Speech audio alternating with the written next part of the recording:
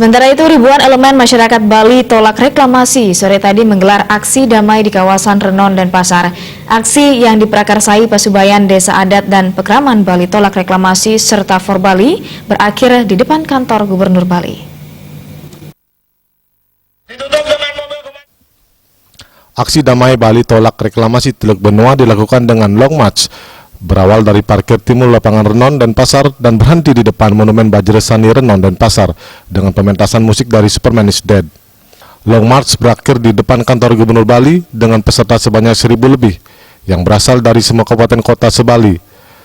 Dalam aksi ini, peserta aksi menginginkan izin reklamasi Teluk Benoa dibatalkan, mengingat tanggal 25 Agustus 2018 merupakan turunnya perpanjangan izin yang belum nampak, sehingga dengan demikian izin tersebut batal demi hukum.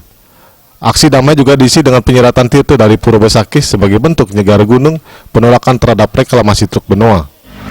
Kita masih punya hadiah yang akan kita berikan kepada yang tolak reklamasi teriak tolak, yang tolak reklamasi teriak tolak, yang tolak reklamasi, yang tolak reklamasi, yang tolak reklamasi teriak tolak, yang tolak reklamasi teriak tolak, yang tolak reklamasi teriak tolak, yang tolak reklamasi, yang tolak reklamasi, yang tolak reklamasi teriak tolak.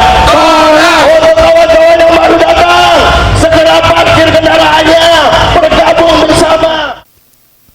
Dalam aksi yang berlangsung kondusif tersebut, peserta aksi memberikan sindiran dengan piagam penghargaan kepada Gubernur Made Mangkupastike karena memecahkan rekor di demonstrasi selama 5 tahun lebih oleh masyarakat Bali yang menolak reklamasi Teluk Benoa.